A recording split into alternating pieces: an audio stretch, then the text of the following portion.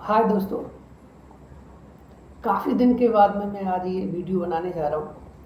इस वीडियो का मेरा महत्व इसलिए है, लोगों को बताना चाहता हूँ कि जो over 50 years, you can say more than 60 years एबो, लोग जो है डिमेंशिया से ग्रसित होना शुरू हो जाते हैं, मेल एंड फीमेल।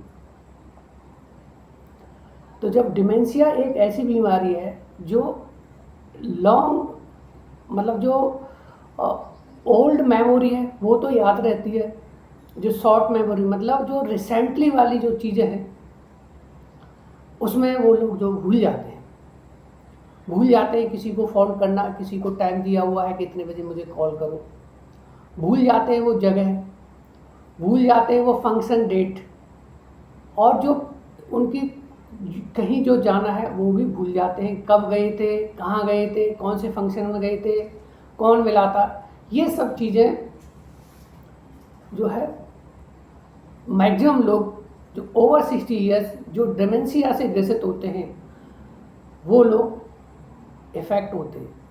इस बीमारी को डिमेंशिया बोलते हैं और अल्जाइमर्स डिजीज़ का एक पार्ट है। ये ऐसा क्यों होता है कि लोग जो है डिमेंशिया से ग्रसित होना शुरू हो जाते हैं? क्यों? क्योंकि ये जो जैसे जैसे एज होती चली जाती है वैसे वैसे लोग जो है अपने जो भी डे टू डे या जो समाज में और जहाँ आप कोई भी काम कम करने की कोशिश की वजह से ये हो जाता है।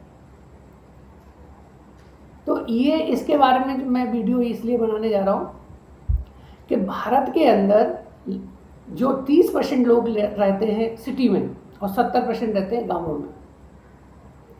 जो सिटी में जो रहते हैं, जो टाउनों में रहते हैं, वो ज़्यादा इफेक्टेड होते हैं इस डिमेंशिया से। और जो लोग गांवों में रहते हैं वो डे टू डे एक्सरसाइज ज़्यादा करते रहते हैं, ज़्यादा फंक्शन में, शादियों में ज़्यादा इन्वॉल्व रहते हैं, उन लोगों को ये डिमेंशिया की बीमारी बहुत कम होती है।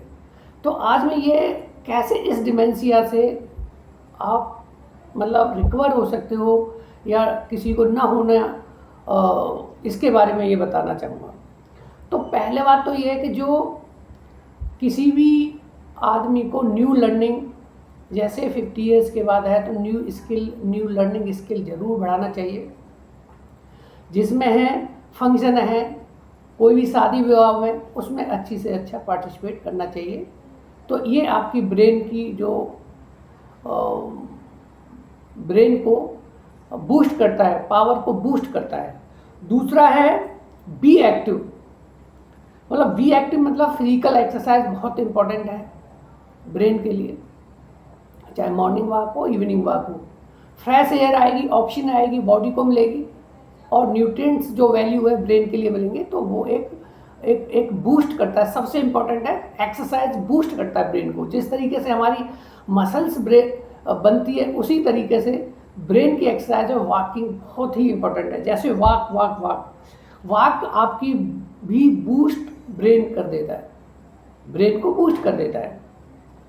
अगर आप 4000 स्टेप से ज़्यादा चलते हो तो ये आपके लिए, ब्रेन के लिए बहुत अच्छा है। ये ब्रेन के नहीं अच्छा है बल्कि हार्ट के लिए भी अच्छा है, क्योंकि कहा जाता है कि जितना तुम चलेगे उतना तुम्हारा दिल चलेगा। तो लोग बात जनरली क्या होता है कि लोग ज़्यादा से मोटरसाइकिल पर ज़्यादा चलते हैं, स्कूटी से ज़्यादा चलते हैं।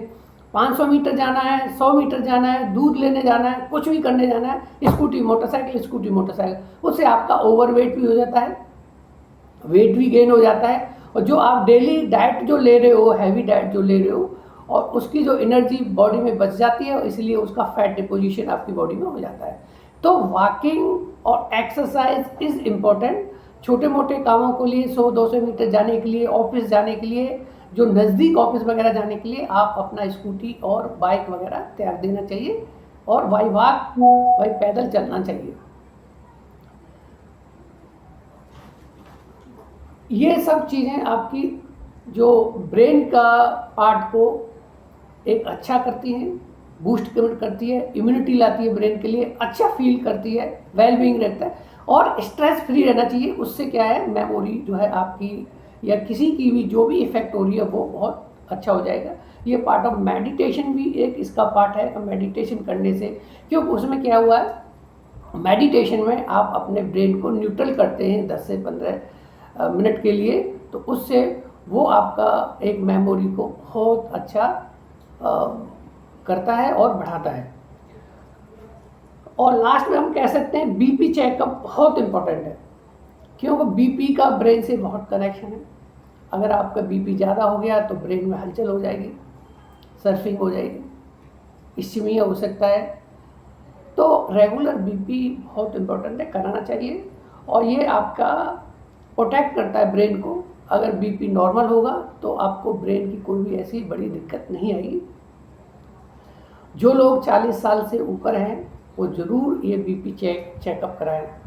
और दूसरा है कि डाइट इज़ इम्पोर्टेंट है।